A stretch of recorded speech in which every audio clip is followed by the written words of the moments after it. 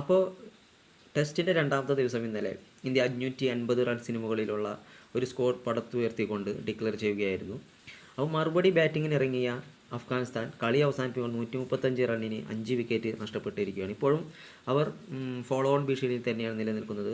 ഇനിയിപ്പോൾ മൂന്നാമത്തെ ദിവസം എങ്ങനെയായിരിക്കും ഇന്ത്യൻ ബോളർമാർ അവരെ ചുരുട്ടിക്കെട്ടുന്നത് എന്നുള്ളത് ആശ്രയിച്ചിരിക്കും.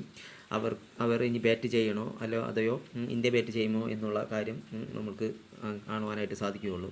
നമ്മൾ പറയാൻ ഉദ്ദേശിക്കുന്നത് ഇന്ത്യയുടെ അരങ്ങേറ്റം നടത്തിയിട്ടുള്ള സ്പിന്നർ എന്തോ സത്താർ എന്നാണ് അദ്ദേഹത്തിൻ്റെ പേര് എന്ന് തോന്നുന്നു. അദ്ദേഹം 28 റൺ അടിക്കുകയും അതുപോലെ തന്നെ 3 വിക്കറ്റുകൾ അരങ്ങേറ്റത്തിൽ ഇപ്പോൾ നേടിയിട്ടുണ്ട്.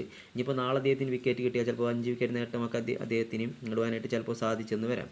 എന്തായാലും അദ്ദേഹം മികച്ചൊരു കളി തന്നെ പുറത്തെടുത്തിട്ടുണ്ട്. കേവലം ദുർബലമായിട്ടുള്ളൊരു ടീമാണ് അഫ്ഗാനിസ്ഥാൻ ഇന്ത്യയെ സംബന്ധിച്ചെങ്കിൽ കൂടി അദ്ദേഹത്തിൻ്റെ അരങ്ങേറ്റത്തിൽ അദ്ദേഹത്തിന് ഇത്ര മികച്ചൊരു കളി പുറത്തെടുക്കാൻ സാധിച്ചത് വലിയൊരു ആത്മവിശ്വാസം തന്നെ അദ്ദേഹത്തിന് നൽകുന്നുണ്ട്. ശുഭ്മാൻ ഗില്ല് 129 റൺ എന്തോ ആണ് ശുഭ്മാൻ ഗില്ല് സ്കോർ ചെയ്തത്. അതുപോലെ തന്നെ 81 റൺസുമായി ഋഷഭ് പന്തും 51 റൺസുമായി വാഷിംഗ്ടൺ സുന്ദറും പിന്നെ സിറാജും 24 റണ്ണോ സിറാജ് എടുത്തെന്ന് തോന്നുന്നു. അപ്പോൾ എല്ലാവരും കൂടിയിട്ടാണ് ഇത്ര റണ്ണ് ഇന്ത്യ എടുത്ത് ഡിക്ലെയർ ചെയ്തത്. എന്തായാലും മികച്ച ഒരു സ്കോർ തന്നെയായിരുന്നു അഫ്ഗാനിസ്ഥാനെതിരെ ഇന്ത്യ പടുത്തുയർത്തിയിരിക്കുന്നത്. എന്തായാലും വിജയം ഇന്ത്യക്കൊപ്പം തന്നെ എന്തായാലും ഉണ്ടാകുമെന്ന് തന്നെ പ്രതീക്ഷിക്കുന്നു. മറ്റൊരു വീഡിയോ കാണുന്നവരെ ഗുഡ് ബൈ.